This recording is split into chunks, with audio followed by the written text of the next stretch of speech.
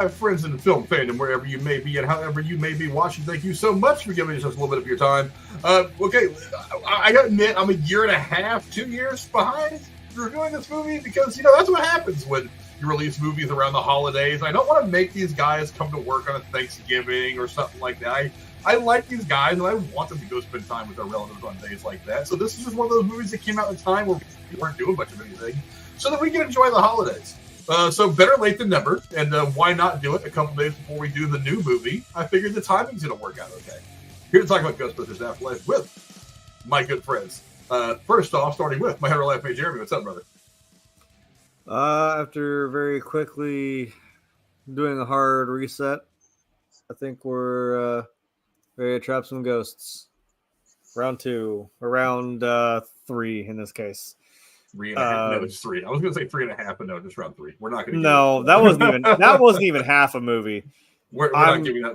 I'm glad. No. They didn't put it in the special edition, like little pack with all the movies. They didn't even put it in that. And Paul Rudd, digital code. They were like, if Paul you Rudd want it, go even here and said, download it. like Frank always says, you're one line of dialogue away. As soon as he picks up that trap, he's like, oh yeah, there hasn't been a ghost sighting in like 30 years since then. I'm like, there you go. It's sealed. It didn't happen. Get out of here with that. Hey, I'm the Shane from Lone Star State. My man Tex. What's up, brother? Yeah, well, I know we normally save like the fun facts or the you may not knows for the end of the show, but I have one that I don't think Frank has on his computer file, so I'll go ahead and share now. It's oddly specific that this movie takes place in Oklahoma, because if you take enough of those tiny little Stay Puft Marshmallow Men and put them together, you can get a Casey is Raw. I mean, it's literally just the same thing. He's just one big marshmallow guy. So it's very funny that they placed it where they did. So, or you just eat a lot of marshmallows and become Casey is Raw. yeah. You just eat enough marshmallows and you become it. Yeah, that's what you become. Yeah. Are you saying our next merch is just going to be one of those little Stay Puft guys with Casey's face on it? Well, maybe. I'm not. I mean, obviously, we've already pre-established that Casey had his career, with the Bad Santa franchise. This was his next work that he did as consultant for the Stay Puft Marshmallow Man minis. So, and he was so he advocated so hard that they had to put it in Oklahoma, of course, the unfortunate state where he lives and whatnot. But that was his next venture. I'm already seeing it though. We got the Thurman is Raw, and then we're gonna put Casey's face in the Stay Puft when he called the Stay Virgin Marshmallow Man.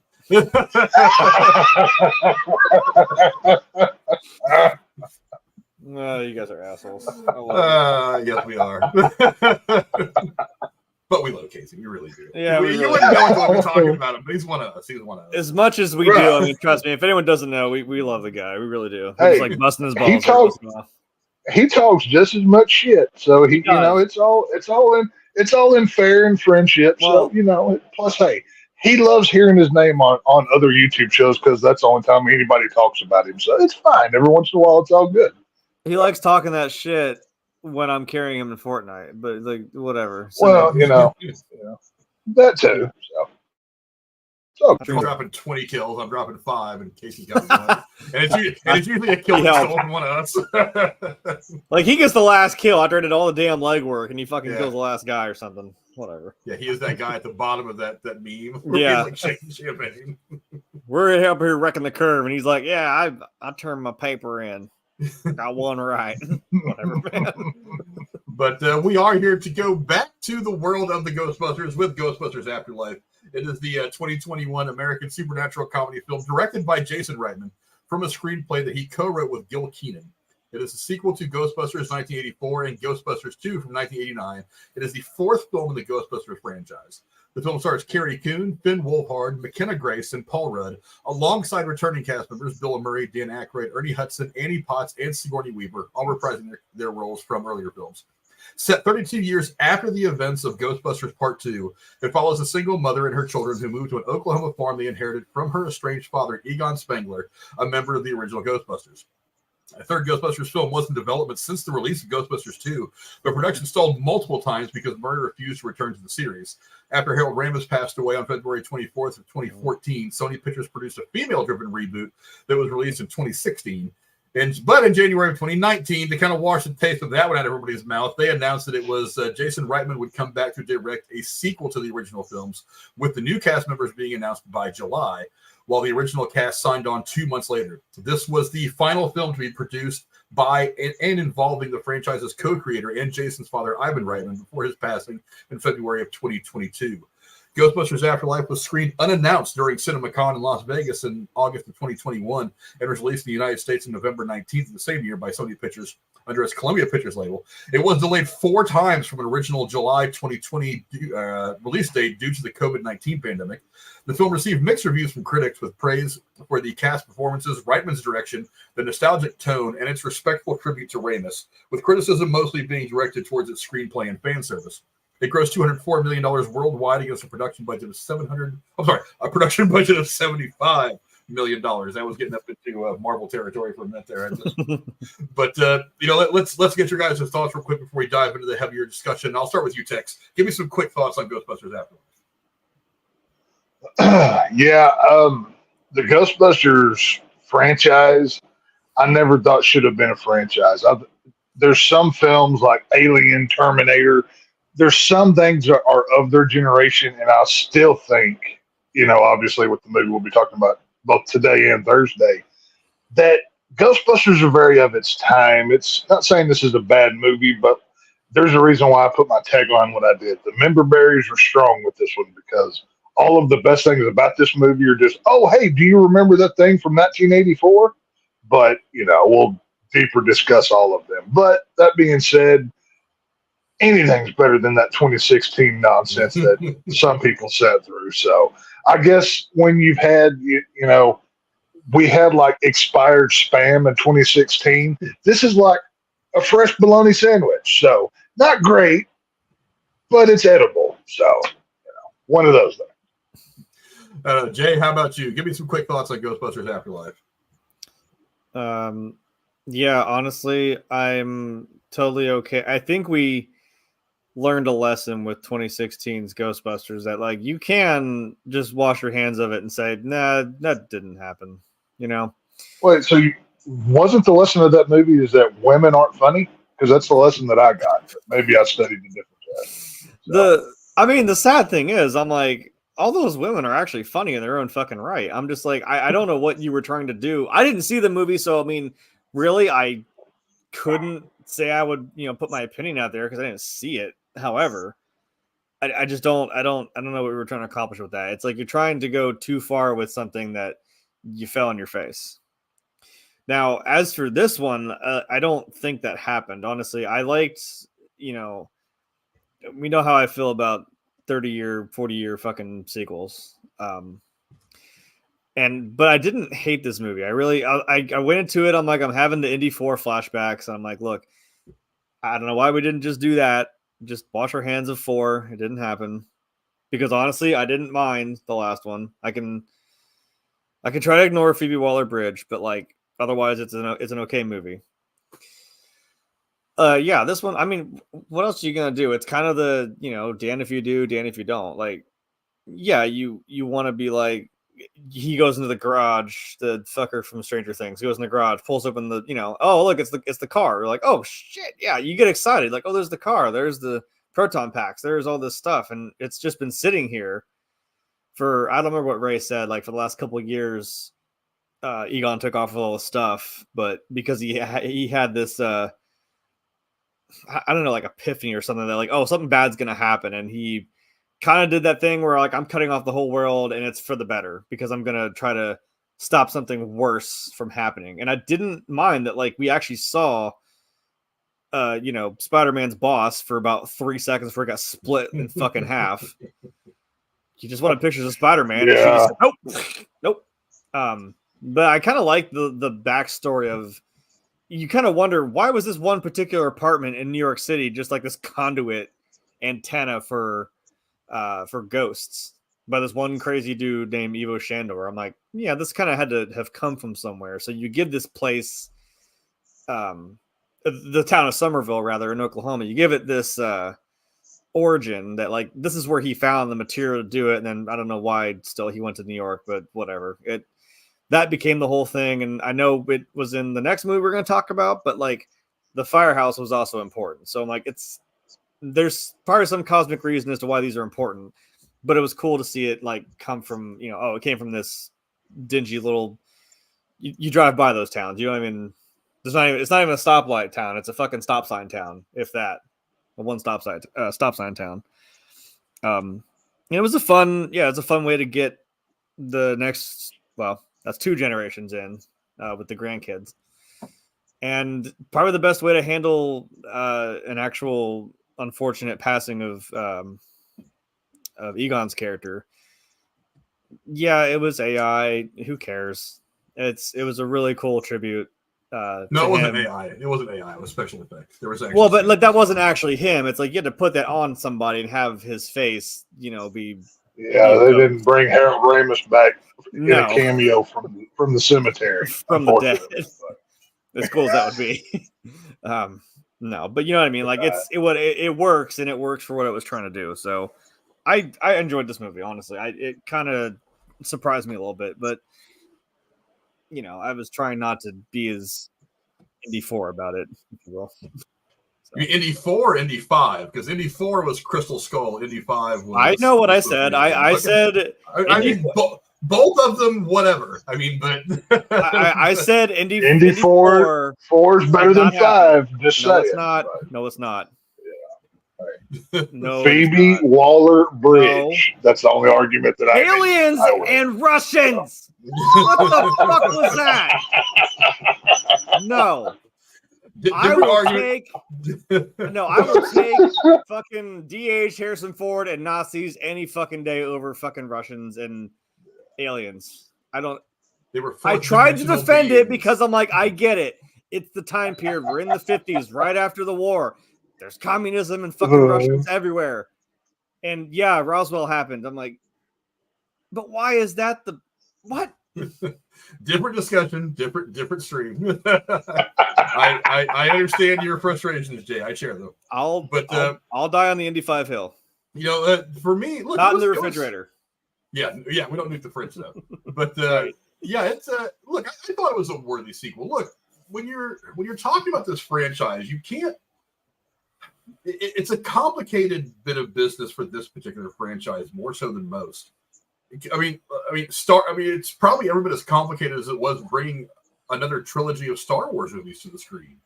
It's like you're not just making twice. You're not just making a sequel from a movie that came out a long time ago. You're making a sequel to a movie that came out a long time ago that transcends generations. I mean, my kids grew up watching Ghostbusters. I actually sat this weekend and watched both Ghostbusters 1 and 2 with my 5-year-old nephew, and he loved them. I was like, those are movies that transcend generations. So, we talk a lot about, remakes of this channel, whether you should or shouldn't, what could or couldn't be. And how do you continue on? Look, it's worked before. I think it worked great with Top Gun Maverick. I think that movie's every bit as good as the original. It's happened in other places where you've made sequels to movies well after the fact, and it's been good. Some of them haven't been. It's been a bit hit or miss. I'll admit that. I think this is one that does very well, mostly because they didn't try to make it more than what it needed to be. Yes, there was going to be nostalgia. Of course, there was. The whole movie. Watching the original is a nostalgia trip. I was watching the original over the weekend, and I was just looking at some of the skyline scenes. There's the World Trade Centers in the background, the Twin Towers, and I'm like, that alone is a nostalgic view. We haven't had that in 23 years. That view of the city after all that stuff that went down on 9/11. So, yeah. That visual alone is nostalgic. So, yeah, make this movie nostalgic. Also, make it fun, and that's what the movie is. It's fun.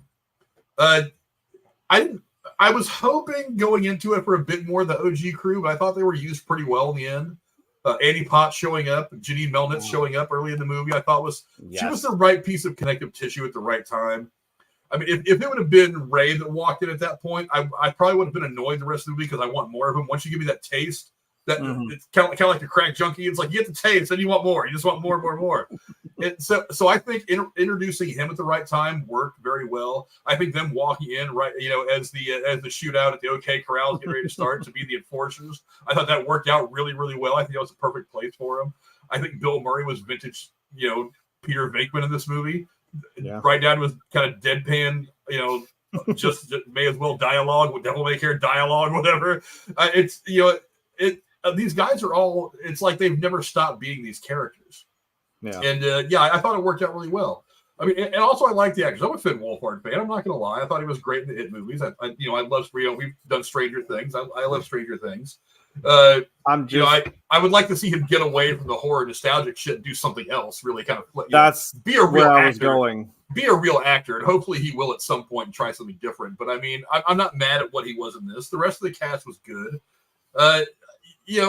Tech says the member barriers are strong in this, and that's kind of that was going to be a big part of what drove this movie. Yeah. When Bokeem Woodbine, I love Bokeem Woodbine, and I wish he would have been in this movie a lot more. It would have been great if they'd have made him like honorary Ghostbuster at the end. But but when he says who you going to call, I'm like, yeah, it's moments like that is one of the reasons why you watch a movie like this. It's those little drops of nostalgia that keep you involved, that keep you drawn into what's happening right now. Expanding off the whole thing about the Sumerians and Gozer and Selenium and all that made perfect sense to me. I thought it was pretty good because you want some connective tissue still to tell a new story.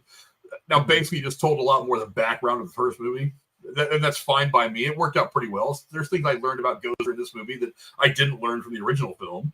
I didn't know about the cult of Gozer. I didn't know any of that stuff. So it's like going deeper into this and realizing that it was much more than just somebody who was trying to take over the Manhattan high-rise back in 1984. I think worked out really well for the plot. There are some things that did not work out quite so well for me. Watching it again yesterday, I was kind of like, moving from New York, we'll talk about it a little bit later, I thought was an interesting choice. Did it work or not? We'll talk about it in a second. But I think you had the right actors in there. You had the right mix of nostalgia and things like that. There were some elements that were absent that I think should have been. But, ultimately, I thought it was a great way to bring us back into the Ghostbusters universe. In the same way that Force Awakens was a great way to bring us back into the Star Wars universe after, 15 years? 18 years? Yeah, between episode 3 coming out and then this one. So 10 years, because it was from 05 to 15, so about 10 years. So 10 years. And we never thought we'd get that movie either. We never thought we'd be getting Ghostbusters Afterlife after 30 years of developmental hell for one reason or another. So I think they kind of did the same thing. They reintroduced us in a very wonderful way to that universe, the same way that Force Awakens did with Star Wars. I'm not comparing the two franchises by any means, but I'm just saying those two movies did the same thing. They brought us back in. And one of the things I will compare to Force Awakens is a lot of people criticize Force Awakens for being too much like A New Hope. And I'm like, hey, you realize what A New Hope started, right? It's like A New Hope started the Star Wars juggernaut that is today. I was like, so you can't tell me, and while that movie is imperfect in some ways, you can't tell me that movie didn't launch something phenomenal when it happened back in 1977. I hope I make a movie that just, mocks everything that A New Hope did, that launches a 40, 50-year juggernaut of, toy sales and merchandising and people who are adoring fans and things like that. So, I thought it was a great way to introduce us back into the world of Ghostbusters. But let's start off by talking about Jason Reitman. Look, talk about following in your father's footsteps. He's done pretty well for himself so far, I think. Not a whole lot to go on. He's still relatively young. He's actually younger than I am. A couple of years younger than I am. But he's done pretty well for himself. One of the movies that he did that I really love was Thank You for Smoking. It was one of his first big movies. Jeremy knows what I'm talking about. You've seen it. That's a great movie. That was one of the most underrated movies that's come out in the early mid-2000s. That movie is hilarious. That movie is fantastic. He did Juno, which I thought was okay. It wasn't really my kind of movie. He directed Juno. He directed a movie that I haven't seen yet that came out in 2018 called The Front Runner, which was about the whole Gary Hart scandal back in the 80s. I don't know if you guys have ever read about that or not. Gary Hart was essentially going to be the Democratic nominee for president, and then a big scandal came out, him on a boat with a female doing stuff that politicians do. And it's kind of a biopic about that whole situation. And he's got an upcoming film that I'm really interested in called SNL 1975 about creating Saturday Night Live, which I think is interesting. My God, that could be so cool. I think it's very interesting, and not to mention he's done some TV stuff. He did. He did a couple episodes of The Office, which, The Office is one of those television juggernauts, and some other things. So, look, he's still relatively young. He's just getting started, and he's got he's got a lot ahead of him that could potentially be awesome. Jeremy, what do you think about Jason Reitman, how he did in this movie and kind of his body of work overall? Well, I mean, who else better? I mean, he also kind of did this alongside of his dad, right? So you kind of still got the creative mind behind it. That, I mean, I wouldn't want someone else doing this either. So, see, now you got me. God, I want to see this Saturday Night Live movie now. And I'm like, you just know Dan Aykroyd's about to be a character in it because, come on, he's the OG, one of the OG cast members. Actually, I just read something today. They just cast J.K. Simmons in a role too. So not only was he Ivo Shandor in this, and not only is he awesome as J. Jonah Jameson, but he's going to be playing a role in this. I'm saying, like, get Aykroyd. If you can get like Steve Martin in there, get some of the OGs, man. Like, oh, that'd be a cool movie. Anywho, yeah, honest, I forgot he did Juno. I mean, that came out like what, my freshman year of high school, so that just holds a nostalgic place for me. And yeah, being under the wing of something like Ghostbusters, like you said, something that honestly I've thought about that too. In, like you said, with comparing to Star Wars, I think honestly, if you looked at you go back to 1977 with this this little movie called Star Wars, and I'm like, in Mark Hamill's words, he's like, nobody cared. I'm like, right? Who even fucking knew that was going to be a thing? I don't think Ghostbusters, when they made that, they really thought this was going to blow up into what it was going to become, right? So, hey man, keep it going. It's unfortunate his dad passed away, but honestly, I don't have any doubts that this being in his son's hands is, I think that's the way to go. A full vote of confidence. Yeah, how about you, Tex? I don't know how familiar you are with Jason Reitman's full body of work. Again, it's not very big as of yet, but have you seen any of the other movies that he's directed, like the ones that I've named, or do you think that he did a good job kind of continuing his father's creative legacy in this film? The only of those movies you listed, the only ones I have seen is Thank You for Smoking, and I love that movie from the opening kind of 40s style theme, that smoke that cigarette, to the Sam Elliott playing the Marlboro Man.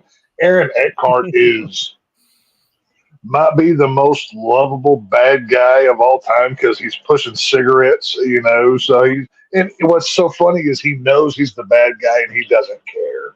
The scene where he gets kidnapped and he's getting patches thrown all over his body, and then somehow he flips that into, more productive sales of cigarettes. That Thank You for Smoking. That's one I found. I think this was at a time where I was buying a lot of DVDs at like pawn shops and secondhand stores and stuff, and I just saw the DVD package look like a cigarette package, like a Marlboro kind of red and white kind of get up or whatever. I'm like, what is this? It was interesting. I went home and watched it. Like, it was so hilarious because who was the girl that played Rachel in Batman Begins? Tom Cruise's ex-wife. Which one? Katie Holmes. Yeah. Katie Holmes. Katie Holmes plays it. There were two. So forgettable that I automatically went to Maggie Gyllenhaal in my head. I did like, oh yeah, Katie Holmes. Well, that's what Maggie Gyllenhaal. I know it's not Gyllenhaal, but I couldn't remember. So you've got Harvey Dent Two-Face banging at Rachel Dawes. Somewhere Bruce Wayne is pissed. That's like the first thing that came to my mind because they're both in the Christopher Nolan trilogy. It just takes one letter to switch Batman to Bateman. That's all it takes. One letter. But yeah, as far as the rest of his catalog, I haven't seen. Juno, I saw that a pregnant teenage girl movie. Yeah, I'm out. I could give a shit. I don't care. But I'm all day up for Thank You for Smoking. If we want to review it here, I'd be happy to rewatch that film. But that's about as far as I go. Besides the Ghostbusters stuff with him. I'd be down for that actually. Is that on anything? Juno? Or I don't know, but Thank You for Smoking. Thank You for Smoking. I think I have it on DVD. I'm not 100% sure. It's on. I've still got the DVD somewhere. I got to dig it out. But, it's on Hulu. Oh, okay, that works. Okay, there you go. But look, the guy's been nominated for a couple of Oscars. He definitely has the pedigree. It's not just his father, but his sister's also an actress and a producer. She does a lot of stuff for Netflix. Mm-hmm. So, I mean, it's definitely in the genes. Look, he was the best one to take this forward. I think other people could have made good movies. Somebody like me, who was a super fan, if I was directing movies already, I might have jumped at an opportunity to do this, so I could, kind of be absorbed in the nostalgia of being on the set of a Ghostbusters film. But I mean, it's almost literally in his DNA to do a Ghostbusters film. He was actually in Ghostbusters 2. So there you go. So I mean, oh, wow, I didn't realize that. Yeah, I don't know anybody else that should have done this. I think a lot of people could have. It would have been interesting to see like Ryan Reynolds put a different spin on like a Ghostbusters sequel or something like that. Maybe cast him as one of the new Ghostbusters or something like that. Put him in instead of maybe a Paul Rudd. But I think it worked out well with Paul Rudd, so I'm not mad. Hey, next thing you're gonna tell me is that you're gonna make Slimer Chris Pratt. I'm gonna punch him in the fucking mouth for even suggesting that. Not to spoil anything for Thursday, but apparently everybody's a fucking Ghostbusters now. So why not Ryan Reynolds? Hey, bring on Hugh Jackman, Taylor Swift, the entire crew of Hollywood. But everybody's a Ghostbuster now. So, what are you gonna do? Yeah, but I think there was nobody else that could really have done it. So I'm glad Jason Reitman is doing this. I was a bit miffed that he didn't do the second film, but Gil Kenan, who actually wrote this film with him, has been a production partner with him for a long time. So I would imagine if anybody else was going to direct the second film other than Jason Reitman, somebody like him is probably the logical and probably the better choice. So, but again, I haven't seen the new one yet. I know Tex has. I don't know if Jeremy has yet. I'm actually going to go. I'm going to go see it tomorrow. So nobody spoil anything for me. I'm going to see. I'm hoping that I have a slow day one way or another. I'm going to see it tomorrow. Hopefully I have a slow day at work. There's ghosts in it. Yeah, spoiler alert. There's ghosts and they get busted. Oh. I can't wait. I can't wait for Thursday. That's all I'll say. I have dusted off my soapbox. I will be ranting. Prepare yourself. So it's not even a fucking rant. I already know what he's going to fucking bitch about, and it's not even there. Don't even go there. You just I know what you're going to say. You wait till Thursday.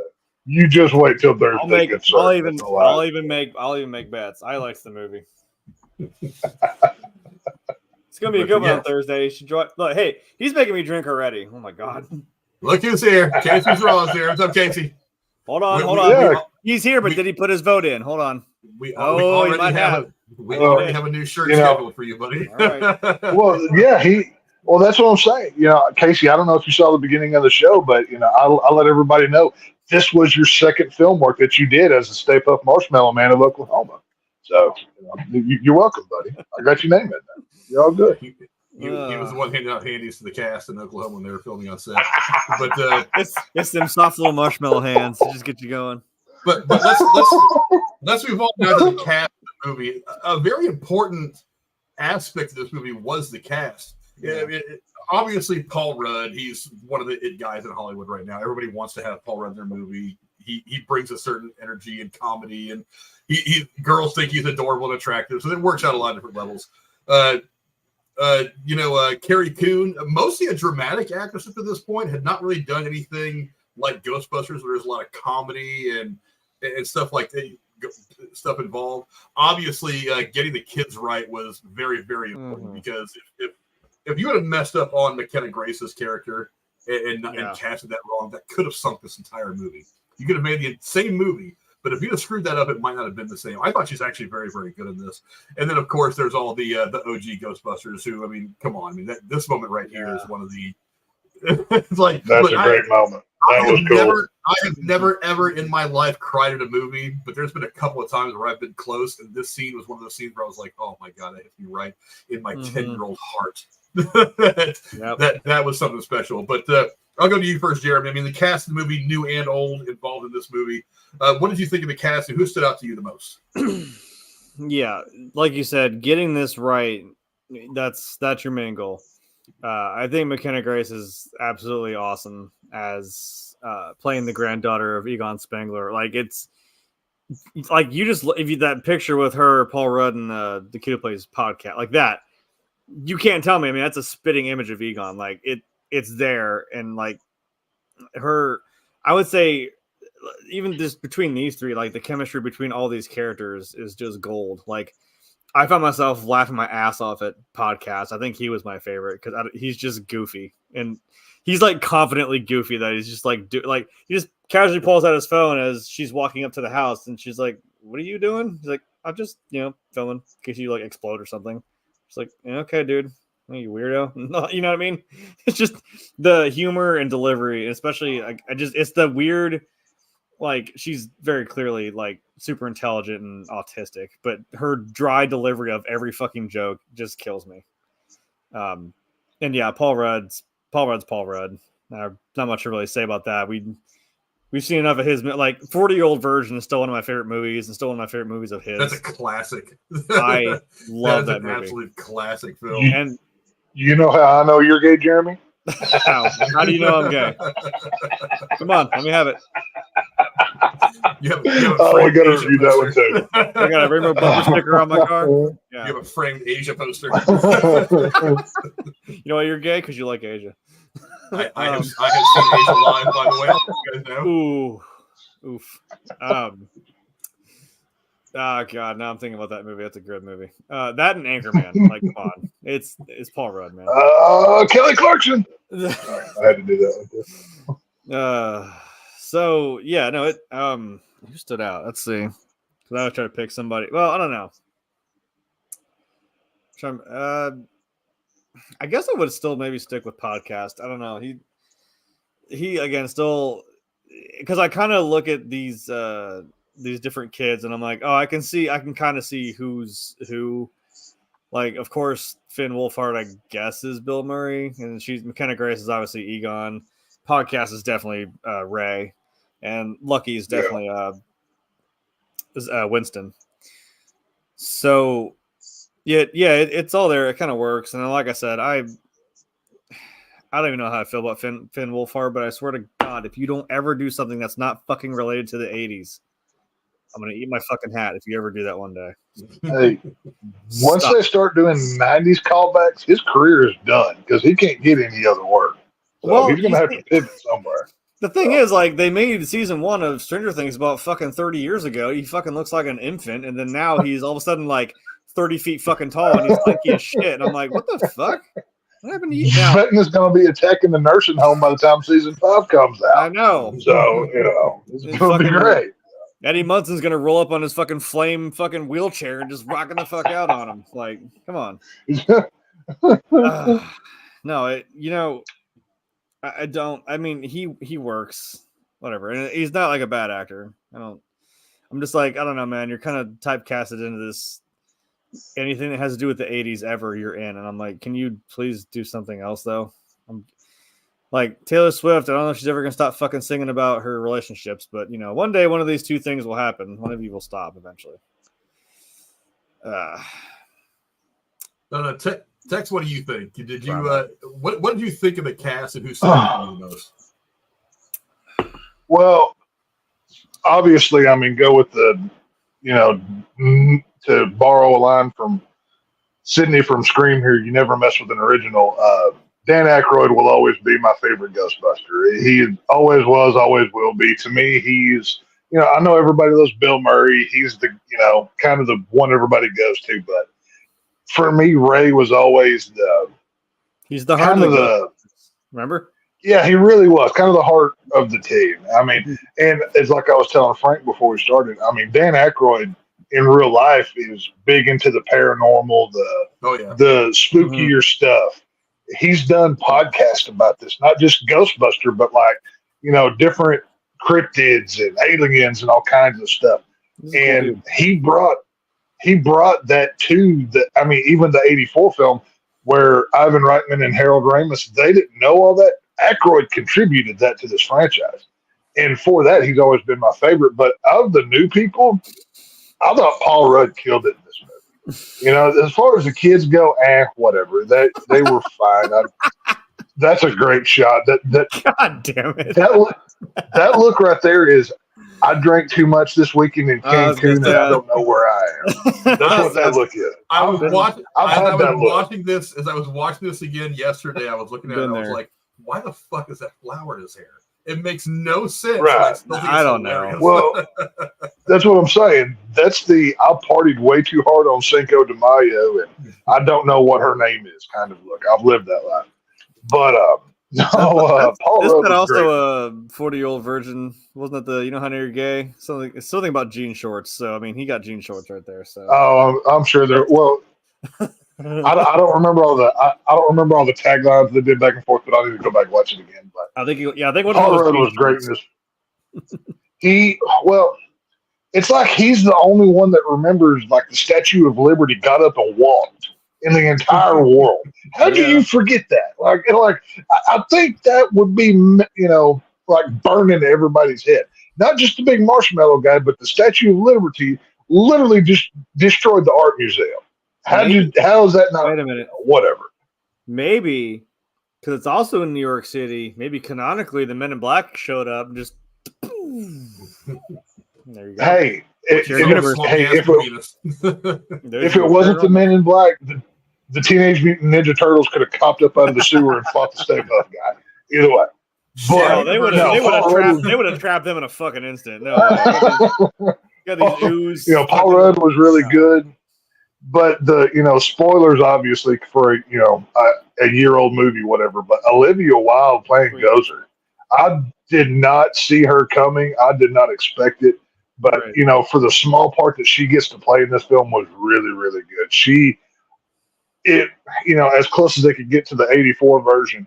I thought she did great in this movie too. Whenever people are coming up to her throne and did you come to sacrifice yourself for me? Those kind of lines. I thought she was great in this film too. And how do you not have the best intro to the OGs coming back and you just hear them yell, "Hey, flat top!" Oh yeah. I'm like, yes. Oh Here yeah. we go. Here we go. Yeah. We could spend the rest of this podcast just talking about that 5 or 6 minutes, and it would be the best enjoyable time. But that's a great scene. This chick is toast. Yeah, I don't remember work hurting this much.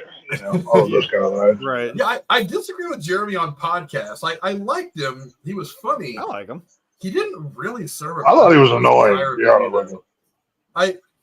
I understand that the part that he was supposed to play is kind of the part that Ray plays in the first two films. He's the Bill Murray is the deadpan. He's not the straight up guy. He's the deadpan comedian. Obviously Egon is the nerd. He's the one that explains what's going on more than anything else.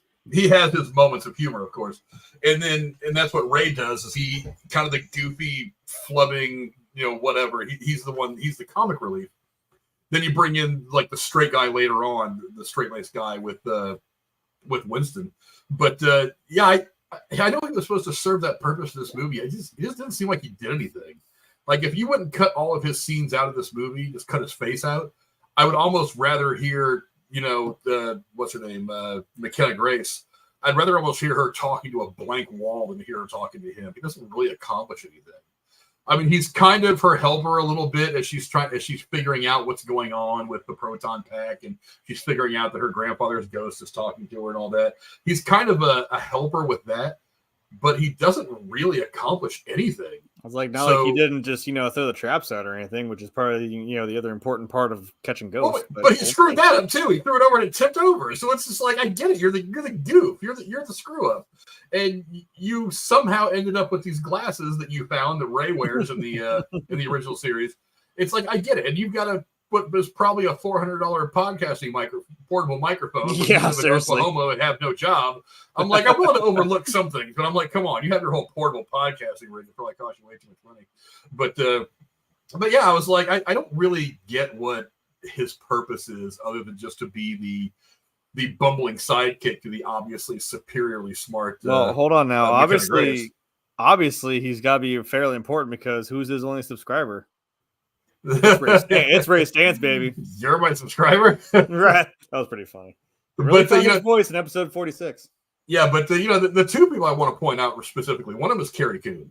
I mean, like I said, there was early on. I remember when I first saw this movie early on. I was I don't know if I'm gonna like her because she seems too serious to. This is supposed to be kind of a funny, lighthearted thing, and she seemed too serious. But once I kind of figured out when I first watched the movie a couple of years ago, once I kind of figured out exactly what her place in this world is, I was like, oh, I get it. She's Egon's daughter, but she's the opposite of Egon, trying to raise somebody who is a spitting image, both physically and mentally, of Egon. And she's got her own kind of inner turmoil, and I'm getting kind of attached to her character for a different reason than I'm attached to the rest of the characters. So she was a nice little diversion from what else was happening in the movie, because, you know, as a single parent and stuff like that, I'm kind of feeling her vibe and kind of her situation. The other one, God, Okay, but here's the problem with her though. Obviously with her age, if you go back, subtracting years, Ghostbusters 2 is still canon. We never see Egon having a family, and by her age, she would have already been alive by this point. So who is her mother? I mean, where does she come from? Like, that's one of the questions you don't ask. I thought maybe we were suggesting that it was Janine, but I was like, nah, probably not. Yeah, but they never talked about a mom, and they just, Egon was a deadbeat dad, and he left. He fucked off to Oklahoma, whatever. And then, that was kind of a problem for me. Like, you say Ghostbusters 2 is canon, but you're gigantic plot hole here. So it's not one of the questions that needs answered for this movie to work. Yeah, I don't know. Because I wondered the same thing too the first time I saw it. I'm kind of like, well, maybe they'll explain it later in the movie, and then they don't explain it. I'm like, well, maybe it's not important. Maybe it just doesn't really matter for what we're getting in this movie. And obviously they don't explain it in the second movie because you're so mentioned about it and you've seen it and I haven't. But I mean, maybe it sounds an awful lot like Star Wars, isn't it? Are we going to explain? Maybe they will. Explain Rey? No. We need a new trilogy by Rian Johnson just on her mother. Okay, Rian Johnson, get on it right now, by God. Yeah, but get to it. Like I said, it's one of those things. Be chaotic and ruin shit. Yeah, it's one of those questions that doesn't definitely need answered. The other one I can't look past. God, McKenna Grace. I've been a big fan of hers for a while now. I mean, she played another like super smart kid in Young Sheldon. It kind of foil to him, but she played the president's daughter, Kiefer Sutherland's daughter, in a short-lived TV series that went from ABC to Netflix and just got canceled, called Designated Survivor, which is awesome. Nice. It was kind of a cross between like 24 and The West Wing. I'm not surprised because it lasted for a year on NBC or CBS, one of the two, and then it went to Netflix, and Netflix just screwed it all up. They killed half the characters, and by the time they were done with their season, they canceled it because everybody stopped watching it. I thought that was a very good show, and she actually played his daughter in that series. Nice. And she is not just a caricature of Egon. She hits the awkward nature of someone who knows that they are 3 times smarter than everybody else in the room, right? As well as the emotional beats needed in the scenes, like especially like this one, where everything's happening. It's like and you're starting to get hit with this emotional flood. You finally get to see Egon on camera for the first time. You know it's this ghost working out through the whole movie, but you're asking yourself, if you've never seen it before, am I going to be able to at least see his face somehow? And these moments right here, which are just hugely emotional, she works those very, very well. And for someone who is, I think she's only like 17 or 18 right now. And for someone who's that young to have that kind of screen presence, to be able to work the camera like that, I think it's phenomenal.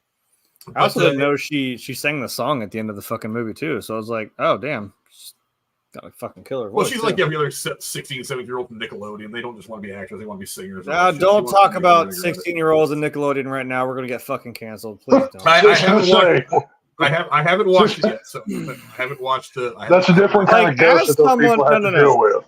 As someone my age who grew up on all that shit, I'm like, look, we got enough fucking. You know what? Screw both of you guys and your generation. This is why no one likes you, because you're Gen X. We have got shit on so much. I don't need that too. Now you just ruined my entire fucking everything I ever watched as a kid. And I'm like, we said it before. I know Hollywood fucking sucks, but Jesus, there is no innocence of anything anymore. Fuck me, man. Oh, look, it's like your generation is the only generation of young actors that suffered. I got 2 words for you, kid. Dana Plato. Go look her up. Dude, no. It's not like I said, it's not a fucking, it's been a shit show since it started. I think you've said that before, Frank. Yeah. Hollywood, since the fucking start, has been a terrible. From the jump has been an all. Go back to the Black Dahlia days. It's never been good up there. Yeah. So that's what I mean. Like, it's, Jesus, I don't need that right now. But yeah, I mean, McKenna Grace is something absolute. She is just special. I think she's got something good going on. I'm really eager to see what she does in the next movie. I'm really eager to see what she does kind of in her career. I don't really give a shit about her singing because, I mean, she's just going to be a wannabe Taylor Swift. Okay, cute girl with a microphone. Got it. But did everyone catch all of his little old man grumblings? He's like, they're in my 80s movie. You know what? Look, there were a lot of cute blonde girls and microphones when I was 13 or 14 years old. I didn't listen to them either. But that's probably fair. Yeah, I think she's a star. I think if anybody's going to carry this franchise for these 3 films, I assume we're getting another one at some point. I would imagine if anybody's going to carry this franchise as a whole for this trilogy, it's going to be her. I mean, I think she's just damn good. Wait till you see the new one. That's all I got to say. Just wait. You just wait. Oh, I imagine they probably screwed a few things up. I've already heard a few things. I've been trying to avoid any spoilers because, like I said, I want to go in as fresh as I can. But let's not also forget J. Jonah Jameson himself. I mean, come on. Is that not one of? I could not find a good screen cap of it. That's about all you fucking got, because Well, it's either that or him halved down the middle. I mean, that's all you really. That's what I was going for. That's what I was trying to find. Yeah. Because look, we talk a lot about, we talk horror movies quite a bit here, Tex and Jeremy being the big horror fans. But it's like, so we talk a lot about great kills and how kills are very important in a horror movie. Well, there was something so simple and so satisfying and so damn entertaining about her just looking at him and going, rip. I was like, damn. I think it's more the shock that I was just like, I mean, the whole build-up, he's like, hey, oh my God, I got you back. I was like, oh, okay. Well, that was short-lived. Bye. It was a very Jason Voorhees kill of just walks up to a person, has no rhyme or reason, gives you no motive, and just kills you. I can appreciate those kind of deaths in a film. I like that. Kind of had a Gore the God Butcher thing. You're like, yeah, there's this God that I worship, and he's basically like, I don't give a shit about you. Like, I turned to Thanos, like, I don't know who you are. Bye. The only thing Gozer cares about is sacrificing yourself for her. That's all that matters. So. Well, I guess he did what he was trying to do in the end, I suppose. So yeah, there you go. Yeah. But let's talk about the plot real quick. I'll go to you first, Tex. What do you think of the plot of the movie? Again, it touches a lot on the events of the first film. Again, kind of a connective tissue, really. They want to make sure you're in a place that you're familiar with, but it's still kind of new. What did you think of the plot? Would you have done something new, or was going back to Gozer maybe the right way?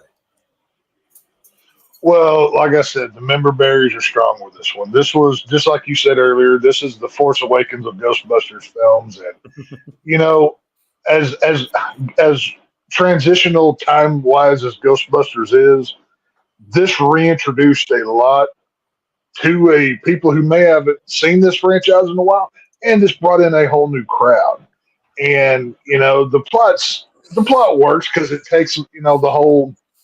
And forgive me, it's been forever since I've seen the original Ghostbusters, but the Easter eggs of this were planted from the original film. And so they tie back to all the things, and then they throw just so many Ghostbustery things at you that it works. And it works because the best parts about this movie were done in 1984. This is just a 2020 version. And, it was obviously a success. The plot works. Now, apparently, Ghostbusters never update technology, uniforms, or anything else because everything looks the same, which I did find kind of weird. I mean, if Egon was by himself on a farm in Oklahoma, he didn't create anything new. Like, you would have thought, I mean, hell, every time there's a new Batman movie, he's got 5 new suits and 15 new gadgets. The merchandising possibilities, plot-wise, I thought were a little lack there. But, other than that, it's we're calling back to the things that you love. So, I mean, smart business decision. Yeah, no, Jeremy, what do you think? Did the plot work out for you, or would you have changed anything? And like I said from the beginning, I think this movie works. It got into, we laid the groundwork for all these new characters that, as we've said, I think could very well carry this movie. They all have a pretty good chemistry together. and still kind of keeping it in that world, tying it back to this being the family of Egon Spengler. Like I know we all want to see the OGs come back, but it's always like you don't want to make it too distracting. Like having them in there enough as they were was good enough, because you want to focus on these new characters coming in. And honestly, no, he did make some new shit. He made a big fucking trap over top of the swirling pool of hell, apparently. And he attached a trap to a fucking RC car. I mean, like, that's innovation. I'm like, you're gonna go chase this guy. I mean, you even show how sloppy it is. Like when podcast goes to throw the trap out, I'm like, he's no Ray Stantz. He doesn't throw that out in one fucking easy go and it's done. I'm like, yeah, that has a problem. I meant more gear that they wear wise is what I was referring to. I mean, the proton packs, and I get it. Like, it's a new the proton packs. Yeah, there's that's nostalgia. You see them with normally in like any other franchise, you would see those for like 5 minutes, and then here's the new, and then you go have to go buy the new toy and the action figure of. I felt like that was a missed opportunity they could have done with something. And and it's no secret if you see. I mean, I can say it without ruining anything for Frank. I'm like, we saw the trailer. I mean, they attach a trap to a drone. I'm like, that's bringing it into this century. And I'm like, that's clever as shit, because if you got one that flies off, you can just chase them down with a drone and just pull them back. Yeah. I won't mention there was actually something a little bit new. Text partners I'm talking about. Someone had a different accelerator, and I won't ruin. That was badass. I'm not gonna lie. I wish we would have seen more of that. I would imagine that Mckenna Grace's character builds an updated one. I mean, because she's kind of the nerdy person. So I was gonna say you do have to change your tweak your equipment to kind of deal with the ghost you're dealing with. I will say that, yes, but I mean, no, there was somebody that had something just kind of completely different, and I was like, okay, that's cool. There is something that is a little bit goofy about it. Now, I'm probably sure Tex knows what I'm talking about. That I do have an issue with. Yeah. There was something a little too fucking goofy about this movie that I'm like, ugh. But no, this movie, like I said, you got again, sequels go bigger. I mean, he put how many fucking traps under the damn earth, just in rows in front of his house? Like, holy shit! He had his whole house hooked up to be one big trap. Like, that's pretty cool. And I don't know if they're ever gonna do it. If the game is considered canon, the one where you play like a new recruit of the Ghostbusters. That was considered Ghostbusters 3 because they use the same script, right? I believe. I think I know, like Dan Aykroyd, I think helped write it. Yeah, and it's all the same guys. Yeah, that was considered. They all gave their voices in the game. Yeah, that was considered canon as the third story prior to this movie. I think people have kind of guessed that it takes place in like 1991 or so. It's a little bit after the events of 2. Yeah. But there is a trap on top of the car, and I'm like, I really want to see that, because it's a giant trap basically, and it just it's instant. There's no like having to fight with the ghost, and as much as we love seeing them fight with it and try to like get it into a trap, I'm like, no, that's a big trap that just instant catches a ghost, and it's pretty cool. Like, I would love to see that. I can't spoil shit from the sequel, because something did happen to the car that I thought was kind of fucking funny. I won't even. No, that'll ruin it. I won't say it. Yeah, I'm holding back as well. I know. We're not talking about that one yet. A couple days. I know. You guys can let me have it. It works. Like I said, this is, I think, the correct. I think I came away from this, and even the big nostalgia hits at the end, and especially when they pan up from like New York and they say like they dedicate the movie to Egon. I was like, okay. I was like, Harold Ramis. Is it for Harold? I'm like, that is how you fucking do a sequel. And I'm here like that. God, you can't do that to me. Come on.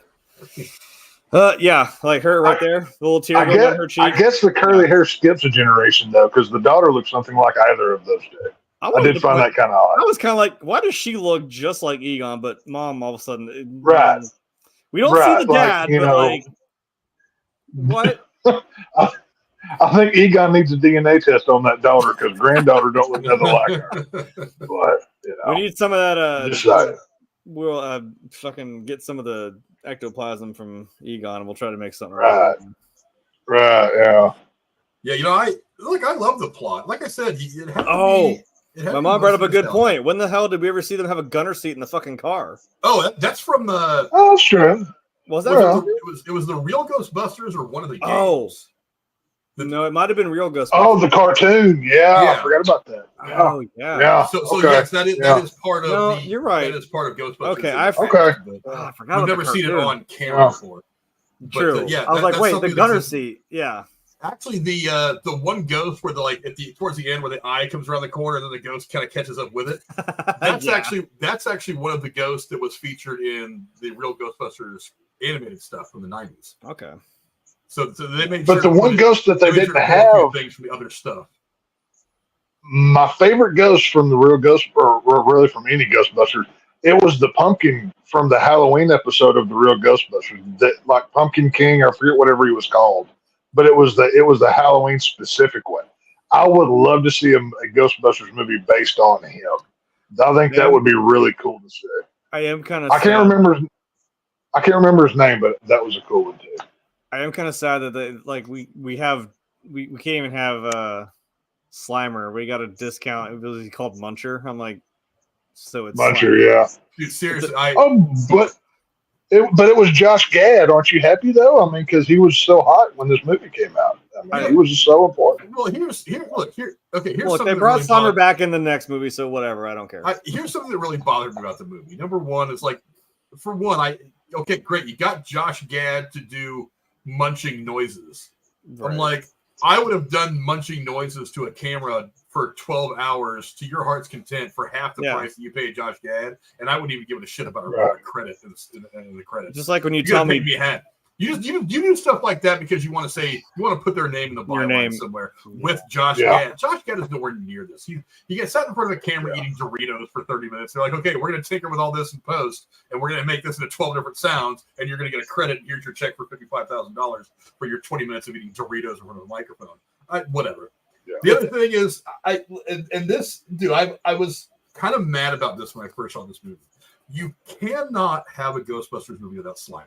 I know he's in the second movie because they even made sure they put him in the marketing right before the movie came out. Yeah. but I was like, how? I mean, he didn't need to be a significant part of the movie. No. He didn't even need to be like in the real Ghostbusters when he's essentially part of the team. He's just kind of like their pet. He's the Dalmatian in the firehouse, sort of. He didn't even need to be that. It's like just have him do a scene. Like when all the ghosts are getting out and shit's really starting to pop off. Have him going at it with Muncher or something like that. Like they're fighting over what they're gonna chew on or some shit like that. It's like you gotta just having that in there. He's one of the characters that is synonymous with this franchise. I mean, look at all the marketing stuff they did around him back in the 80s when the first two films came out. There was Slimer lunchboxes. There was Slimer this, Slimer that. They had the Slimer coolers from like High C Fruit Punch or some shit like that. I was like, so you made him a significant part. He is a part of the Ghostbusters franchise. You have to have him in there for something. Having him in the movie really annoyed the shit out of me. You even had a set of Finn Wolfhard getting a job at the fucking diner. I'm like, he could have shown up there just to wreck Finn Wolfhard's day, like eating all the stock he just fucking put in there. It's like, damn it, dude. And he has to go catch him. Like, that would have been perfect. He's just in the back munching on all the fucking frozen hamburgers. Could have done that. A very simple thing. That would have been like the best touch of nostalgia that this movie could have given us, and they didn't. And I was always really disappointed about that. I'm wondering if there was a conscious decision or if they were just like, we've got so much shit, so many ghosts in this movie anyway. Do we really need to add one more with Slimer? Yes! It's like not having one of the OG Ghostbusters in here. It's like, look, even that bad Ghostbusters movie that came out a few years ago at least tried to pull off some of the nostalgia with those terrible cameos and the surviving members of the Ghostbusters. It's like at least they tried. They had their version of Slimer too, as I recall. I gotta admit, I've only ever seen the movie once. It didn't really stick with me. But I didn't. But yeah, like how do you not have Slimer? But yeah, I thought the plot worked out pretty well. Again, it's not just connecting it to the original by bringing back Gozer and stuff like that. It's expanding on it a little bit. It's not, if they had just said, oh, now Gozer is trying to get into this temple that's in some cave in Oklahoma. It wasn't really that simple. There was a lot more to it. It's like, because they talked about in the first movie, the selenium being made into the building to be like a gateway. Yeah. It's like, where did the selenium come from? Oh, there's this whole cult of Gozer people that they were trying to bring Gozer back for all these years. Oh, there's like, and if you see up on the wall where the gateway is that Egon has been suppressing, that would happen in Oklahoma. It even says like the years where Gozer comes back. One of them was 84, and then we end up here. So it's like every 30 something years. Like that made sense. You expanded on that, so I actually really liked the plot. Yeah, we did actually. I mean, when they went through the years, I'm like, we mentioned. I think even Ray mentions that like the blast in 1909. We talk about 1945. Then it was 84, and then 2021. I'm like, yeah, there's an event that keeps happening, and it's like, oh, there's a bigger thing going on here. So that was kind of cool. Yeah, but let's talk for a minute about the big setting change. One of the things that really terrified me about this movie as it was getting ready to come out is I did not know if leaving New York City for Oklahoma was going to work very well.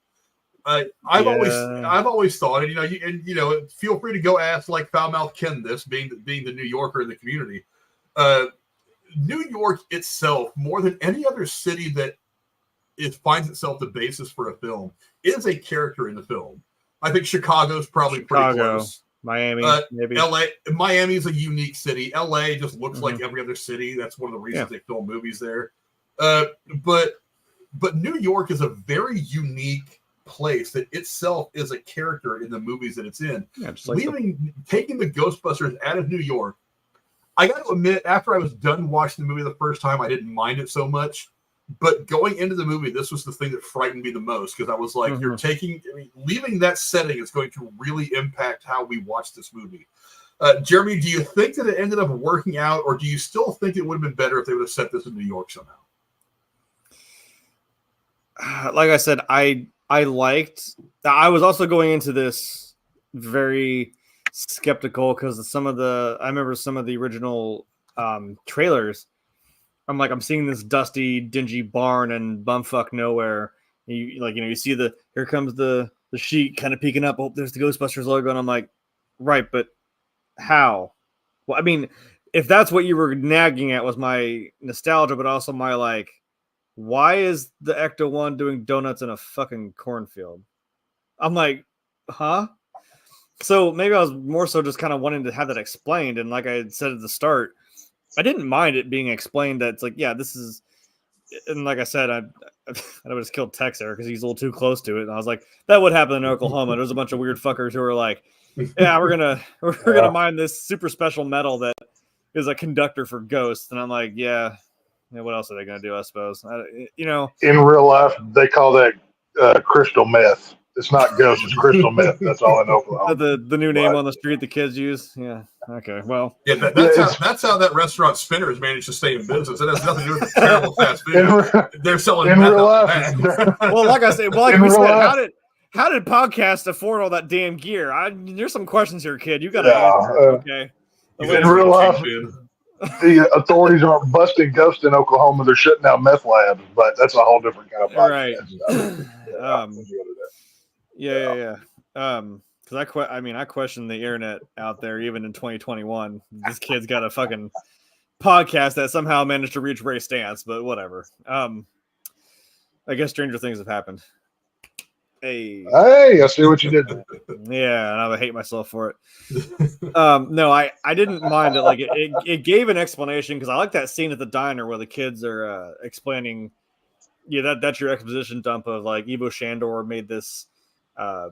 That this mine where they where Egon was basically keeping the portal to basically just hell where all these ghosts are at in check, and this is where this all happened, and it ties it to the apartment building that Dana lived in the 84 movie.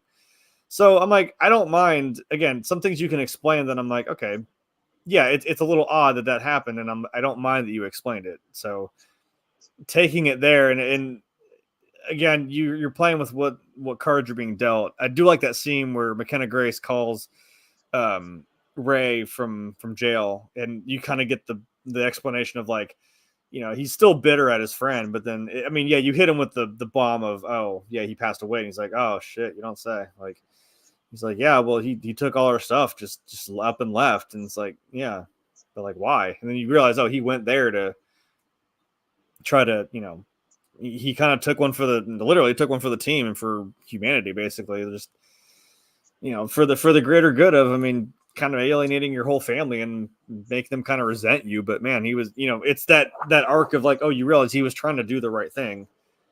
I don't know why that he couldn't have just explained it to like Ray and Winston and Peter, but I don't know. It works. It gives it a unique kind of backdrop. I don't mind it. And at the end, of course, you know, like you see the Ecto one going across the bridge back into New York City. I'm like, oh, okay, we're getting back into it. Okay, that's fair. Yeah, Tex, how about you? Leaving New York for the fields of Oklahoma. Do you think it worked well for the movie, or would you have kept it where the wind comes sweeping down the plain? Well, being a good upstanding Texan, I don't even stop to pee in the unfortunate state of Oklahoma. But you know, Oklahoma, you know, they're a backwards people. They can't help themselves. I mean, we all know Casey. I mean, come on, they're special people. We got to take care of them. I mean, the only reason Texas ain't falling off into the Gulf of Mexico is because Oklahoma sucks. But that's a whole different thing. But no, it was, you know, all of my Oklahoma, you know, jabs aside, it was kind of off-putting at first. Like, wait, Ghostbusters is not in New York, but obviously they've established Ghostbusters in Detroit and other places. I mean, this is a corporation. It's not just New York, even though this franchise is synonymous with, I mean, hell, like I said, they had the Statue of Liberty get up and walk. That's New York City. That's not anywhere else. So as a introduction, like I said, I didn't like it at first, but the location didn't bother me nearly as much as I thought it would. There was other things that bothered me more within this film than the location. And obviously, because it was layered in the original film, fine, whatever. But going back to New York is where Ghostbusters belongs. I mean, you can have Ghost Corp or whatever they call it in Ghost Corp, every other city across the country. That's fine. But it's like, if Ghostbusters was a video game, New York is your main quest, and all of the other cities are like the Riddler trophies in the Arkham games. It's just side missions. You know what I mean? So New York needs to be the focus. It would be like doing a Batman movie not in Gotham. Like, he can leave Gotham for a little while. He can go chase Ra's al Ghul, but it needs to end up back in Gotham. It's where it belongs. Well, and that cold open too, I was like, damn, I love movies that do that, where it's like you just straight boom, hit the ground running. There's Egon just speeding off in this truck, and I'm like, whoa, what's going on? Whoa. Why is he coming out of this mine? It's just Shandor. We know who that is. What's going on here? And he's hauling ass back home, getting ready to set this trap up, and he's like waiting for this ghost. He holds up the trap to it, and I'm like, I don't even care what's happening. What the hell's going on? Holy shit. And then he gets, the Dana chair treatment, and I was like, whoa, damn. I will say kudos to them for using practical effects on the Hellhounds or Devil Dogs, whatever. Yeah, that took some effort to do. Like, that, they could have easily just CGI'd. You know, obviously they enhanced with it. Yeah, but to practically have that as an effect, that's craftsmanship that we don't get much these days. So. You got to keep. I mean, the one line that I always love from the movie Fanboys is when he says, like, you gotta keep the flaws, the crappy effects, the real puppets. Yeah, that's what makes it so great. He's talking about Star Wars, but I'm just saying, we've mentioned that Ghostbusters is the same way. Same with Back to the Future. All these movies, like, that's why I love practical effects, because it's something that's tangible that you can see. And again, like he said, I hate that that's kind of a lost art, that like they have. I mean, that picture of George Lucas with, like, he's surrounded by like 17 different sizes of Millennium Falcons and Star Destroyers and Death Stars. And I'm like, there's a whole lost art to making these practical effects and backdrops and stuff to movies.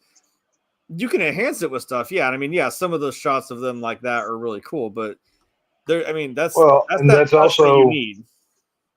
That's also why I started this podcast with what I did. Is some films are of their time, and Ghostbusters to me will forever be an '80s product. Mm-hmm. A huge part because of the practical effects boom in the '80s. I mean, look at from the werewolf effects that we got to transformations to this and that. I mean, yeah, practical effects came before that, but the '80s was like the epic boom period of, guys figuring out how to do stuff with $15 and a trip to the dollar store. This will forever be. I mean, anybody with a computer degree can do CGI effects. It's not that hard. But to practically do this stuff, that's a skill that unfortunately we're losing. So I was gonna say, I hate to break everyone's heart, but your classic iconic lightsaber is just a Graflex handle from a fucking camera. So sorry. Yeah. Yeah. But you see what I mean? It's the creativity of you see, I did that the other day. I saw something and I was looking at it, I'm like, wait a minute. I throw a couple little things on there. I'm like, that could easily be another sonic screwdriver from Doctor Who. I was like, I see it. I see the vision of it. I'm you just play with stuff and you get what? There's dumb shit even in Empire Strikes Back where I'm like, yeah, there's trash floating. I'm like, one of them's just a fucking Nike shoe or something floating in the trash. I'm like, yeah, Or I think there was even literally a kitchen sink in there somewhere. Yeah, it's just silly shit silly shit like that. And you make a Jedi communicator out of a woman's razor blade. Yeah, I was thinking that. I can't remember what it was. Yeah. I was trying to remember what that was. Yeah, stuff like that. You can make these things out of just whatever, and that's what I like. I like making props. And I told a guy, I just went to a con this past weekend, and I was talking to the guy. I'm like, I don't even watch TV really. I sit here and watch people make props, and I'm like, I never would have thought, use this. You use foam to do a lot of magic shit, but I made a Samus pistol for her, and I used the end of there was this little rubber end of a phone holder that I used to glue in there, and it looks like the muzzle of the actual gun. I just shaved it down, colored it, and I'm like, boom, cool. There you go. Just use what you got. You can make some really cool shit. It's funny to point out when you see, you're like, oh, that's a thing from Harbor Freight. It's funny when people do that shit, but I'm like, yeah, but it's not even if it's flawed a little bit, it shows to me, anyways. If I look at an effect and I say, oh, okay, well, I can see where they cut here and then insert digital graphics. To me, and I'm not saying that's an easy skill. To me, it lacks heart. It lacks ingenuity of real, people crafting something for a product that they're presenting to you. To me, that shows just that much more of skill, and that's what I appreciate in stuff like that. One of my favorite effects is when the car in Back to the Future does its thing. It's the car lights up and you see it. It's boom. It's a reverse explosion. And then it's practical, the fire tracks. I'm like, right, you mix both and you just make a cool, and you know what that is. You see the car light up and you see it just flash and then boom, and take off. And then you got to do the license plate thing and it hits the ground. You know what I mean? Oh, it works. Let's get into some trivia now. I'm actually kind of disappointed that a couple of years after this movie comes out, I didn't find more, but I have some good ones. Let's see. All the traps that Egon had buried in front of his house were all modified replicas that were sold commercially at Spirit Halloween pop-up stores. They essentially just went and bought the Spirit Halloween pop-up stores out of traps. Wow. That's so cool. Paul Rudd was right. Hey, killer replica. No, this is real. Damn, that's Did you get it at the Spirit Halloween pop-up store in Oklahoma last fall? So does Spirit Halloween get a credit for the movie for presenting props as a prop house? Because technically, they still should. They had that last year. They had a $200 thing of it's a pretty. Oh, they have a whole Ghostbusters section in the Spirit Halloween stores. I really want to get one. We keep saying we want to do me, Gamer, 10 Septum. We all want to do Ghostbusters as a cosplay, a group cosplay. And I'm like, we can get the packs. We can make them. Shit, it's not hard to make one. Right. I think we should all do different jumpsuits though, like the real Ghostbusters. Like get a brown one, get a tan one, get a the dark gray one and shit like that. It'd be kind of funny. I'll be Winston. I'll just wait till later this summer after I've been out working out my yard a little bit. You just tan. You're right. I'll tan up a little bit. Hey, as far as Winston goes, we're token Mexican. I am very disappointed. If they keep going with this Ghostbusters franchise, at some point we need to get Eddie Murphy, who was originally supposed to be Winston in this, and he was have him show up at the Ghostbusters. He was actually not supposed to be Winston. He was Really? actually supposed Was to he not? be. No, he actually was supposed to be a different character, which ended up morphing into. I think. Oh, I thought he was supposed to be Winston. Okay, No, I misunderstood that. No, I was actually watching a video on this kind of recently. He was actually never supposed to be Winston. He was supposed to be another character that ended up morphing into what became Egon. Okay. Oh, well. So, no, he was either way, knowing they didn't want knowing that that he ended up not doing it. At some point they need to get Eddie Murphy, even for like a cameo as a Ghostbuster in the background somewhere. That would be cool to see. That'd be kind of. I think that'd be cool. Yeah, that would be pretty badass. Oh, but I don't know if you guys noticed the local cinema in town, in both Ghostbusters and this movie, were playing. Had a film up on the marquee called Cannibal Girls from 1973, which was actually a film made by Ivan Reitman. Ha! Really? Well, there you go. Yes. How many know? I think it was on the marquee of a theater in Ghostbusters 2, as I recall. I was like, was it in 2? I think, yeah. Yeah.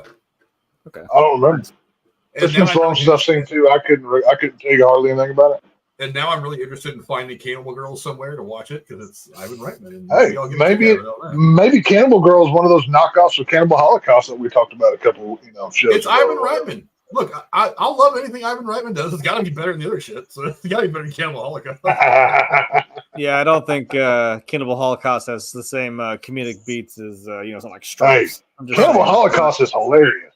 Y'all have a messed up sense of humor. If you don't find joy in Cannibal Holocaust, I don't know what's wrong with y'all. No. Just saying. But let's see. In response to this film seeming to gloss over the events of Ghostbusters 2 in 1989, Jason Reitman did say that the second movie is still canon and that it is possible to revisit Vigo in a potential sequel. So are you going to randomly have you're going to have Cheech Marin just for some reason staring out the window watching the Statue of Liberty? Just right? 2 has to be canon because Ray has the bookstore. He didn't get that till the second movie. True. So, just saying. Frank, you're in luck. Cannibal Girls from 1973 is on Tubi. All right. I know what I'm doing. There we go. Sunday. Yep. Pluto TV. Next week, guess what we're reviewing, people? Tune in for Cannibal Girl. It'll be great. We're just going to have Ivan Reitman month. God damn it. Let's see. Jason Reitman is, of course, the son of Ghostbusters and Ghostbusters 2 late director Ivan Reitman. He is also the heckler kid at the birthday party at the beginning of Ghostbusters 2. When he says, my dad says you're all full of crap. That was actually this guy right here, Jason Reitman. That's kind of funny considering, who your dad is making these movies. That's kind of funny. He actually, what else he been in? I know he's done a little bit of acting. I know it says he was in that movie Dave with Sigourney Weaver that Ivan Reitman did, ironically, with Sigourney Weaver and I'm drawing a blank on his name. I know, I see the movie. Right? Yeah. But I mean, the only time you ever see the vice president's son is like at the very end of the movie and like a really pulled back shot. So you probably wouldn't know. I'll tell you what. He was in the movie Twins, which Ivan Reitman did. He was in Ghostbusters 2. He was in Kindergarten Cop as the kissing boy. I don't remember that. Dave is the vice president's son. In 1997, he was in a movie called Father's Day, which was directed by his dad with Billy Crystal and Robin Williams, which I don't remember seeing. Ooh, nice. I'll tell you what, him as a smart ass little loudmouth brat in Ghostbusters 2, it looked like Bill Murray literally wanted to just rip his belt off and beat his ass till he shut the hell up. I mean, my God, he was, obviously acting, but he played the, spoiled brat role very well in that one. So, I guess kudos to him. Yeah, Paul Rudd actually turned down a chance to reprise his role of Tommy Doyle in Halloween Kills to do this movie instead. Yeah, nice. It wasn't Halloween. It was or did you say Kills or Ends? Because it was Kills. He was supposed to be. Kills, right? what does it say? Yeah, it was turned out supposed to be Chance Kills. reprised his role in Halloween Kills to do this movie instead. Okay, yeah. No, that's what I mean, because he was Tommy Doyle for Halloween 6, and that technically I think was his first movie was Halloween 6. I was gonna say, how old was he? Yeah. God. Yeah. He plays kind of the teenage version of Dr. Loomis, because Dr. Loomis by that point was like 90 years old, and they, could barely get him to do anything. But yeah, I wanted him in Halloween Kills, but I can't remember the guy that played Tommy Doyle, but he did a very good job in that role. Well, Tommy Doyle, the whole Evil Dies Tonight thing. I know people shit all over Evil Dies Tonight, but I love it. I still chant it every once in a while. But it's stupid. Paul Rudd. I love it. Hey. Well, let's see. 3 of the times that I went to see Halloween Kills in the theater, by the way, because I'm a good Michael Myers fan. That's the reason I'm the shit from Lone Star State, goddamn. People walked out of that theater chanting Evil Dies Tonight. So that's all I'm saying. He was in Clueless. Didn't know. Clueless was actually released the same year as Halloween 6, and it says it was released first. So technically, his first one was Clueless. Later that year, he was in Halloween 6. He was in Romeo. I know it was around the same time. Wait, he was in Romeo and Juliet, like the same 96. 96 was Romeo and Juliet. He was busy in 96. Yeah, shit. Dang. And it was his big break was in Wet Hot American Summer in 2001. That's really where he blew up. Shit, which is a really fun movie. 40-Year-Old Virgin was like 2004 or 5. So yeah, he was hitting 2005. 4 or 5, yeah. Yeah, he was hitting it then. All right. Y'all know if we ever review 40-Year-Old Virgin, at least half of it is going to be, here's how I know you're gay. You know how you're gay? We're just going to keep fucking going. That's one of those movies that I've seen, like all the special features, all the deleted scenes. I have the unrated, like 17 extra minute long movie. Yes, I love that movie. My favorite cut of the movie. I love that movie. Still hilarious to this day. Let's see. Jeremy is bitching about Finn Wolfhard doing all thing 80s. Actually, in Stranger Things episode Trick or Treat Freak in 2017, Finn's Wolfhard character dresses up as a Ghostbuster for Halloween. Isn't it funny that he did that twice? Wolfhard was actually assuming that was going to take him out of the running for this film. But much to his surprise, Jason Reitman cast Wolfhard because he identified with him at Wolfhard's audition. And liked the fact that he had played a Ghostbuster, dressed up as a Ghostbuster in a movie. Yeah. When Ghostbusters had just come out. I think that season was in 1984, right? So, yeah. I noticed that too. I'm like, isn't it funny how he was a Ghostbuster for Halloween in Stranger Things, and now he is just actually a Ghostbuster? I'm like, yeah, that's funny. So that means there's hope of, in the upcoming Halloween TV series, we could see Eddie Munson playing Michael Myers because he wore a Michael Myers mask in Stranger Things. Yeah, you know what? Why not? Why not? I'd be down. Just saying, if we're playing by these rules, you can do like a younger version of Michael or something, like maybe, I don't know. But if we're playing by these rules, if you play your role in Stranger Things, you get to do that property. So I mean, isn't Michael really young when he does all the shit that gets him thrown in the insane asylum anyway? Isn't he like 11? Yeah, he's 6. Well, he's like 6. Yeah, he's like he kills his sister at 6. He spends 15 years locked up and then he escapes. Yeah. Yep. Yes, he could play a 22, 23-year-old. Yeah, you could get that insane asylum like when he's in Smith's Grove, like as a. Well, I mean, yeah. Miramax already said that they're going back. They're basically ignoring everything else that's happened to create another freaking timeline we got to deal with. So hey, Eddie Munson, Michael Myers, give it to me. Great, I'll be down. So I'll be there. Put him in the jumpsuit and put a leather jacket over it. Fuck it. Let's go. Could you see Michael Myers playing, Metallica or something? Just straight facing it, just. I think that's actually a perfect vision. The only words you hear him say just goes, "Lori, this is for you." Michael Myers starts belting out for whom the bell tolls or something, Seek and Destroy. I mean, just any of the. Oh, man, that'd be great. Seek and Destroy. God, I love that song. Yeah. Kill 'Em All is still one of the best albums. God. Hello. Actually, Egon Spengler, let's see, when he appears to help his granddaughter and his 3 old partners win the day, Peter's drive and understated, "I thought you might show up," was written to be kind of an acknowledgement of Bill Murray and Harold Ramis' estrangement, which was reconciled on Ramis' deathbed. That's nice. Yeah, I mean, obviously, time heals all wounds, like they always say. But of course, we all wish they could have, rekindled the friendship before Harold Ramis couldn't even speak anymore. That's obviously very sad, the way that it happened. But it's life happens. So what are you gonna do? Like I said, that's kind of encapsulated. Like I said, when she calls Ray at the bookstore, and the first thing out of his mouth is he's like, "Egon Spengler can burn in hell." She's like, "He died last week," and you just you see him go like, "Oh shit," you don't say. I'm like, yeah, it's a little different. I mean, your friend's gone now, which he didn't even know about that, which kind of sucks, Right. So, yeah, one of the things I loved about this movie is it was a love letter to Harold Ramis. That wasn't just nostalgia. That was very much it was very much an homage to everything that he did. I mean, Stripes. I mean, come on, Stripes was one of the funniest movies from out of the 80s. Yes.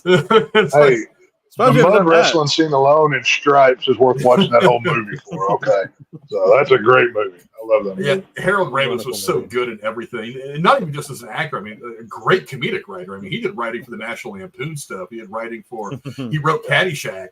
He all these great comedies of that era. All these great comedies of that era were all from that guy's brain. I mean, that dude, he was gifted, so very gifted. What do you use this for? A soup bowl? Oh, it looks good on you. That's still one of the best lines. It looks like when you buy this hat, you get a free bowl of soup. Oh, it's great on you, though. It looks good on you, though. Nobody can deliver shit like that like Rodney Dangerfield. Oh, Rodney Dangerfield, man. Hell yeah. But let's see. At Walmart, a Stay Puft Marshmallow Man melts on a barbecue grill. And when he does, he gives a thumbs up at the very last second. This is a reference to the end of Terminator 2 Judgment Day when the Terminator is loaded in the steel. I didn't even notice that. God damn. I thought that. Yeah. That's funny.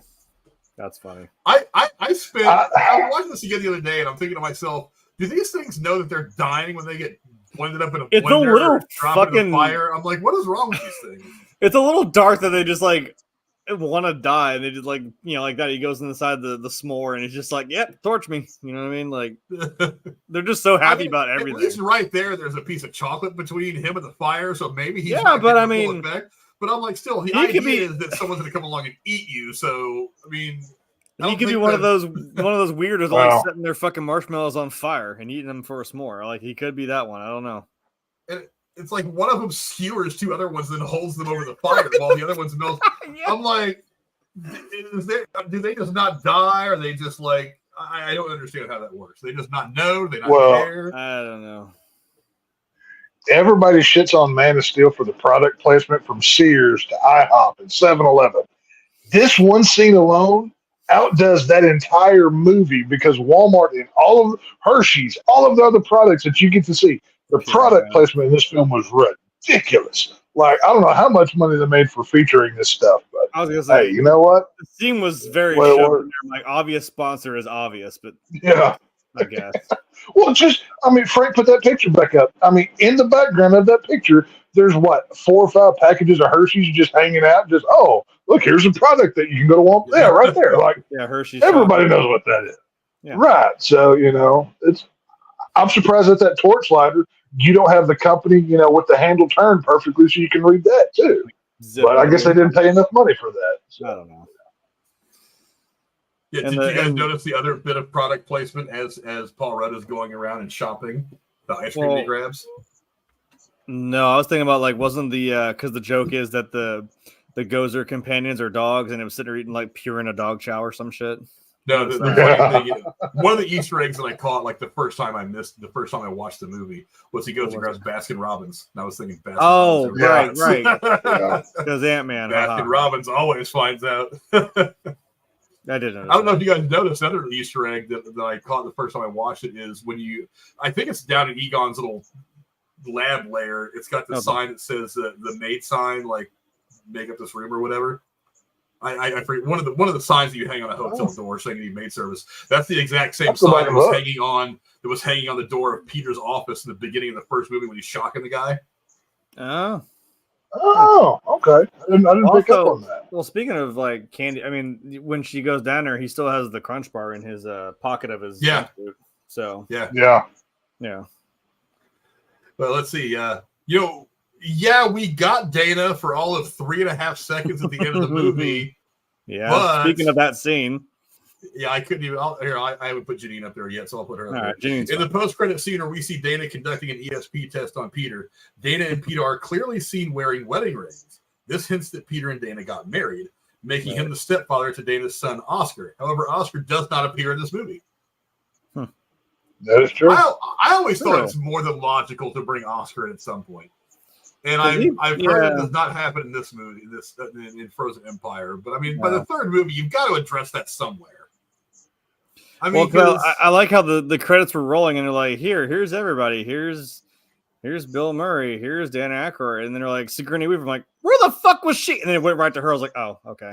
Well, fuck you for doing that. Come on. And they're like, I'm like, where was she in the movie? And all of a sudden, there she is holding up the card. I'm like, oh, fuck you. I mean, because it makes sense. Oscar would be in his 30s right now. I say he'd be 89, right? So, I mean, in 89, he was a newborn. Yeah. He was an infant. Yeah. So, I mean, assuming he was born in 88 or 89, he would be in his 30s. Almost in his. So, I mean, you could figure out a place to put him, but I don't know. That's the one thing I kind of wonder is how do you not address one of those small things, especially if you acknowledge they've been married, but whatever. Maybe, again, it's not one of the things you have to do, but it would be kind of nice to complete that circle. You know what I mean? Let's see. While filming the scene in which Bankman is insulting Gozer, Bill Murray would often make Olivia Wilde crack up and break her character. I mean, it's Bill Murray. Come on. I don't know. I don't know how you'd keep a straight face with that. I wouldn't know either. I mean, I would imagine that sitting and having a conversation with Bill Murray is exactly like either this or like the conversation I had with him in Zombieland. Like that's what I was about to say. Bill Murray in Zombieland is my favorite Bill Murray. Yeah. I mean, for the short time he's in that film, I mean, he's just so. Bill Murray, he kind of looks miserable in this film. I'll be real honest with you, but I think that's just Bill Murray. He's fucking 100. I mean, how good do you feel when you're 100? Right. Well, and not to give anything away for the ones that don't know, but in Frozen Empire, he looks like 3 times as miserable in the new one as he does in this one. But come on, he kind of had like there was a little bit of the chive joke there. He had the sunglasses. Yeah, like, dude, it's dark. Why do you have your sunglasses? I'm like, oh, he's doing the Bill Murray. Okay. Yeah, I don't know. Bill Murray, to me, he kind of reminds me a lot of Harrison Ford. Like he's just the grumpy guy always. He kind of has a similar personality too. He actually, I mean. We've seen the bits of him in like the trailer, but he actually seems a little more lively, like he's having more fun because he just all of a sudden sees Janine in uniform. He's like, "Oh, holy shit, in uniform, let's go!" I'm like, "Yeah, he's at least having fun, I guess." I don't know. Yeah, real quick before we get out of here, that's all the trivia I've got. But real quick before we call it a day on this review, what did you guys think? Ignoring the post-credit scene with Dana and Peter, what did you think of the post-credit scene with Ernie Hudson's character bringing the Ecto-1 back to the fire station, the conversation with Janine, that deleted scene that ended up not making it into the original Ghostbusters film in '84, which kind of sets the stage for it. Yeah. What did you guys think of that scene? Jeremy, I'll go to you first. I mean, I personally enjoyed it a lot. Dude, because I like that we set up everybody in a way that you're like, oh yeah, Peter teaches over here now. He does this. Ray still runs the bookshop. Winston became like super financially successful, and I'm like, okay, there it is. If somebody who is just as passionate about this, I love that. Like he sees the car, like he kind of gives it a little like rundown. He's like, all right, yeah, we're gonna get you fixed up, and I'm like, let's fucking go. I'm here for it. He needs to be like that Bruce Wayne benefactor to these Ghostbusters that are now we're gonna keep this shit going again. Because I love that she even asked, like, are you still paying the rent on Ray's shop? You know, so I'm like. Yeah, I'm like, we could bring the firehouse back. We can clean the Ecto-1 up again. I'm like, we can get this going. And he's the one to do it. And the passion's there. You know what I mean? Like, I don't feel like that's just he didn't just come in and phone in a line. Like, no, he meant it. Like you said, these guys are these characters. Like we said earlier, that it made me so excited. I'm like, I want to see this. I want to see this take off. Yeah, I don't know. Tex, what do you think? Did it do anything to make you more anticipated for a potential sequel, which we've now gotten? But Yeah. Going back to when you first saw the movie, did it do anything to kind of make you want to see more Ghostbusters? Yeah. Well, so many post-credit scenes that we've seen throughout the years are just wasted. The Avengers are eating shawarma, or just useless joke, blah, blah, blah, insert here as a last, goof. Like the one that was at the end of this new movie. I was like, what the hell was that? Okay. Yeah. I can't wait to just go off Thursday. I'll be real honest with you. There is a post-credit scene, Frank, in the new movie, and I was kind of just like, figured there was. Yeah, but it's not like important. I was kind of like, oh, okay, that's funny. It's nowhere near as good as this one is, but now this is what this post-credit scene did is what a post-credit should do. It builds anticipation and it makes you want more. When you see the Avengers eating shawarma, you don't want to go, oh, I can't wait for Avengers 2. It's just a funny, look at Iron Man eating. That's funny. Whatever. It's no. I kind of equate this post-credit scene to the one in I guess technically it wasn't a post-credit scene, but a end scene in Batman Begins, when Batman says, or when Commissioner Gordon says, I didn't say thank you. Batman says, I'll never have to. And then he shows him the Joker card, and they allude to the events that are coming next. This is a properly executed post-credit scene to build anticipation for what could come in the future. And, notwithstanding what we did get, whether you like it or not, but they executed the post scene really well, I thought. Like, Winston's your Nick Fury. Like, let's go. Yeah. He's the guy coming in talking about the Avenger Initiative. That's basically what he is. And it works because, like you said, Ray's got the bookshop. Everybody has their roles. It's fleshing out a world because obviously they're wanting to build like they did in the real Ghostbusters with, it's not just these four guys. And like I said, I can't say what I was about to, but I hate having future information when I'm talking with somebody. I'm sitting here like fuming. I'm like, God, I want to say something. There's been like 15 dots where I'm like, no, blah, but it works. It's just talk so I don't spoil for you. So give me 24 hours, guys. Give me 24 hours. I got you. But 24 hours from now, I'll be caught up with you guys. We'll see how you feel on the other side. See you on the other side, Frank. Yeah. But I thought it was I thought it was interesting that they chose to go with that deleted scene of her giving the coin to Egon, because I know the first movie kind of played to the idea of her and Egon maybe having a thing, and the second movie it becomes her and Rick Moranis' character, right? And then they go back in this scene and they bring up that deleted scene, and I was like, it seemed a little sloppy because I was like, obviously you ditched that whole plot line in the second movie to hook her up with Rick Moranis' character Lewis whatever his name is, Lewis Tully. And obviously you ditched that to kind of pair them together, and then all of a sudden you're going back to this. I mean, I don't know. I thought it was a bit sloppy because they obviously abandoned that whole plot line for the second movie, but at the same time, it was also another way to maybe bring in like a bit of old footage of Egon, of Harold Ramis, to kind of hit that nostalgia button one more time on the way out the door. It's like, okay, you've seen the movie, we've done the whole thing. You've seen Harold Ramis's ghost go up into the sky and become part of the stars. The whole thing for Harold, very emotional, very wonderful. Almost made me cry, and I'm an asshole. And then it's like, okay, you guys have experienced all that, and hold on one more time on the way out the door before you throw away your popcorn and your candy wrappers. One more time, hit that nostalgia button. But I thought it was still pretty cool. Yeah, it was a lot of great setup for potentially what could happen. It didn't commit to any storyline, which I thought was smart. It was just like, there's opportunity here. Obviously, we've recreated it. We've got the Reitman DNA all over this, with Jason Reitman taking over his dad to make this movie. So there is opportunity, and obviously the movie did well because they made a sequel. That's what I liked about it. But I thought it was really interesting to see the Winston character kind of take this loving tone, talking to the car and stuff like that. Mm-hmm. In that moment, I was watching. It was like I feel like he's not just he's kind of a fan himself. Like there are so many millions of fans out there that if you gave them a beat up version of Ecto 1, they would pull into somebody's garage and be like, "We're gonna get you better. We're gonna get you back up. We're gonna fix all that's wrong with you. We're gonna give you a paint job, and you're gonna be as good as new. I promise. That's gonna be my mission in life is to put the Ecto 1 back on the street in proper working condition." He was a fanboy. The character was a Ghostbuster fanboy in that moment more than he was just somebody who had it as part of his past, which I thought was really nice to see. But that's going to do it for the review tonight, I think. Let me get you guys' final thoughts. I go to you first, Tex. Final thoughts on Ghostbusters Afterlife. Nostalgia hit of the most epic. I mean, I can't think of a legacy film that hits more member berries than this one does. This one like empties the jar. And you know what?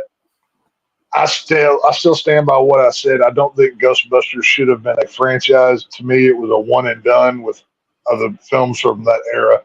But, you know, it was fun to get to remember those and kind of show that to my kids and, you know, present it to them that way. So, you know, if you're a Ghostbusters fan, you've probably already seen this movie, 10 times by now.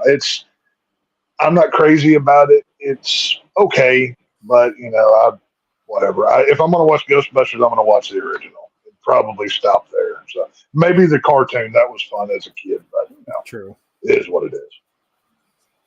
Jay, what are your final thoughts on Ghostbusters Afterlife? Yeah, very well done sequel to 1 and 2. This is how you do a sequel right, and how you. I mean, you hit two birds with one stone, or two ghosts with two streams. With one. I don't know.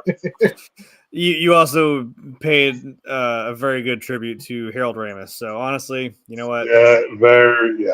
Very much credit for that. I'm like, that could have been so goofy, but I'm like, dude, seeing just his hand come in and like hold on to the proton pack for her and like hold it, and then all 5 of them really are just sitting there just going at Gozer. I'm like, okay, that's it. That's the moment. This is what we came here for. So if anything, building up to that fever pitch, yeah, it was definitely worth it. And then kind of having our Avengers Avengers scene at the end with, like I said, Winston kind of being your Nick Fury now. I'm like, yeah, I'm kind of excited for this. This could have all gone wrong. This could have been Indiana Jones, but thankfully it wasn't. I will. Yes, this is a better. So you said keep Phoebe Waller-Bridge away from this franchise. Well, they did. She never put the hat on. They didn't suggest she was going to keep doing this. She just fucked off out of the apartment. Phoebe Waller-Bridge comes in and bitch slaps the Ghostbusters, I'm going to be pissed. I'm telling you right now. Okay, but I'm saying she left the apartment. She's gone. Okay, him and Indy and Marion are fine. We're all fine again. Okay. And for some reason, Shia LaBeouf died in Vietnam, but whatever the hell. Okay. Good movie. Survived a nuclear blast, but Vietnam got him. My God. He survived aliens, but not Vietnam. I don't understand how the hell that works. And Russians. What is that? Whatever. But died of shame from that last movie. He didn't die in Vietnam. I didn't see a body. He died of heartbreak, shame. Yeah. Perfect mix of nostalgia, perfect mix of ghosts, perfect mix of good characters and story. I think it's a very worthy sequel. Would I have done some things differently? Sure. I don't know that I would necessarily have taken it out of New York. I don't know that I wouldn't have had Slimer involved. I don't know that I would make some of the creative decisions, but it works. It expands on a story we already knew. It gave us much more depth to the Gozer stuff. Bill Murray and Dan Aykroyd and Ernie Hudson were perfectly placed in this movie, especially Dan Aykroyd. I mean, the one you have to have in here is Dan Aykroyd, because it wasn't just him and Ivan Reitman and Harold Ramis and all that. He is the one who wrote this thing at the beginning. Yeah. So I mean, this is definitely one of his babies. I mean, he started writing this, I think, like in the late 70s or something like that. Is when he started to put together what would become the Ghostbusters script. But yeah, I think it was a very well done sequel. I mean, look, you have to pay homage to the original, and that's one of the things this movie had to get right. And they did that very well, I thought. Especially, like I said, being a love letter to Harold Ramis. One of the things that when Harold Ramis passed away, a lot of fans, I mean, there were even people talking about it online. They were like, losing a great entertainer, and B, it's like now we know we're never going to be getting another Ghostbusters movie. Yeah, it's never going to happen. And people had always held out hope for a third one. They would make this a trilogy. That would be something that sets, that sends the guys off into the sunset, riding their horses into the sunset like Indiana Jones and his dad, and that it would be that kind of a movie, and it just never happened. And I think that getting this movie, which actually continues on the franchise a little bit, continues on the legacy, is probably the best way to go at this point. Also, I don't know if you knew this or not, Jeremy. Bob Gunton, who played the warden in The Shawshank Redemption, he is the one who is actually playing Egon in the opening scene. Really? Bob Gunton was a good friend of Harold Ramis, and so what they did was they actually called a lot of people that Harold Ramis was close with and said, when they were getting ready to make the movie, they were like, "Here's our ideas. Here's kind of what we want to do." They even called Harold Ramis's daughter. Okay. And said, "Hey, here's kind of what we want to do. Is this cool with you?" And she even gave her blessing for the way they were going to do everything. And she said she loved the way that they paid respect to him over the course of this movie. That it was phenomenal. It was cool. That opening was absolutely cool. Yeah, it was actually Bob Gunton and Ivan Reitman actually did the stand-in stuff for what we would see for the ghost Harold Ramis at the end. It was actually Bob Gunton and Ivan Reitman who would do the stand-in on set stuff, so to give them the spot to do the CGI stuff to put Harold Ramis in the movie. That's really cool. Yeah, it was a lot of people that he was close with had a part in making this whole thing happen, to getting him to appear in the movie, which was it was a labor of love from a lot of different directions. Can we stop hitting all the emotional beats? Oh my god! That was one of the things that made the movie great to me. It was not just the emotional beats; it was the nostalgia, it was the emotion. The effects were as good as they needed to be, I guess. Definitely the demon dogs were a lot better in this movie than they were in the original. I'll give them that much. Well, of course, 40 years of special effects difference. True, I mean, we're talking, Right. Yeah, I mean, this was a much cooler shot than. Coming out of the ghost trap. Yeah, that's kind of cool. That was pretty dope. But yeah, definitely a worthy sequel to the first two films. I actually like the second one, not as good as the first one. I'm not going to lie, but it is okay. It's a worthy sequel. I mean, if you ended the Ghostbuster trilogy right here, I think it would have worked out just fine. But I am kind of happy. Probably should have ended it at this one. Can't wait for Thursday. We'll see. They're going to make us third. I'm interested to see what the movie brings. I'm going into with an open mind and a willing heart, and I'm going there wanting to see something that is fitting. I don't want to see the next great work of art. I don't want to see Shakespeare. I just want something that fits into the Ghostbusters universe. If it does that, I'm going to be happy. And William Atherton is in it, which makes me very happy. We're going to get to see Walter Peckard again. That's going to be great. I love William Atherton. Fantastic. Yeah. But I already don't like to look on Jeremy's face. But he was there. But he was in it, yeah. But so hopefully 24 hours from now, I'll be able to put a short review up of Ghostbusters, which is, of course, is what we're going to be doing on Thursday. I'm sorry I don't have the thumbnail up right now. I actually had Brooded Gamer do it for me, and I didn't get a chance to pull it up and put it on here. Yes, we will be doing Ghostbusters Frozen Empire on Thursday. So make sure you come back and check us out for that one. And then maybe we'll talk about what direction the franchise goes in from here, because there's at least one more movie coming out after this. There's got to be at least minimum of one more. So we'll talk about maybe where the franchise is going to go after this. But until then, thanks to my amazing co-host for coming and being awesome as usual. My good friend Jeremy, where can the folks find you, my friend? I'm always here Tuesday and Thursdays because this is Ghost Week. So same busting time, same busting channel. It doesn't work as well, but there it is. My name is right there. It's the same across everything. You figure it out. We finally got Midas in Fortnite. They finally stopped lying to us. So I'm going to go do that after this. They didn't explicitly say it because they keep getting called out, but they finally released something they were supposed to a week later. Nice. How nice of them to do that? Fortnite does do that a lot. It's kind of, I think they stopped doing, they're like, hey, it's coming. When?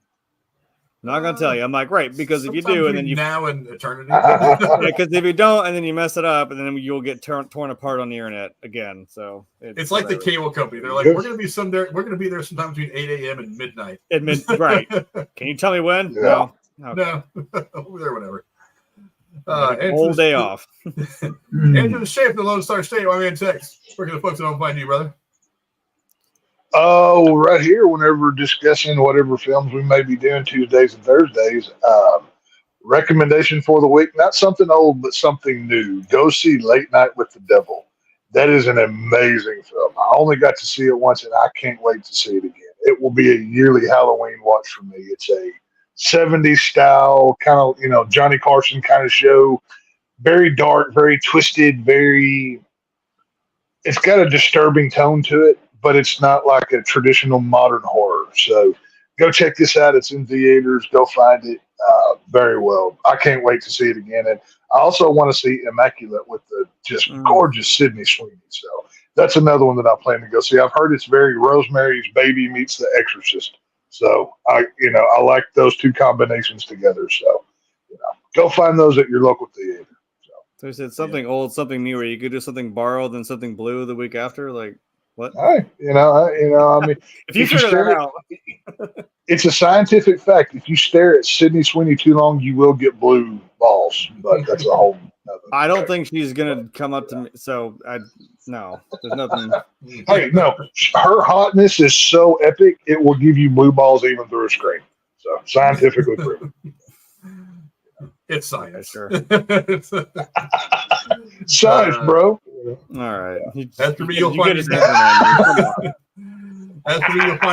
me back here next Thursday. Next week's also going to be a big week. Godzilla versus Kong, New Empire, whatever the hell it's called. Yes, I can't wait for Godzilla. That comes out this weekend. So we'll be breaking that down as well, and I forget what the hell we're doing next Thursday. But yeah, the next couple of shows are going to be some big ones. So come back in 2 days to hear us talk about Ghostbusters: Frozen Empire. Come back on Tuesday to hear us talk about Godzilla. I do think those are going to be. And Godzilla's getting some pretty badass reviews too. They're just saying like this is a great action film. Jeremy, you need to get your woman in line because she is questioning my scientific credibility here, especially when it comes to hot women. I mean, I think everybody knows I am a authority in this, So. Sorry, we don't have access to Google. It's not that fucking hard, man. Just look it up. We can't do that on YouTube. We'll get fucking banned. All right, just look it up on your own time. All right. As Cartman would say, respect my authority. Okay, that's all I got to say. I mean, we've all seen her, so just. I already forgot what the hell I was gonna say now because of that. Now we derailed on that again. That's usually how it works on the channel. But definitely come back and kick it with us in 2 days. Thanks. Kong. Yeah, whatever, Kong. Sure. Yeah.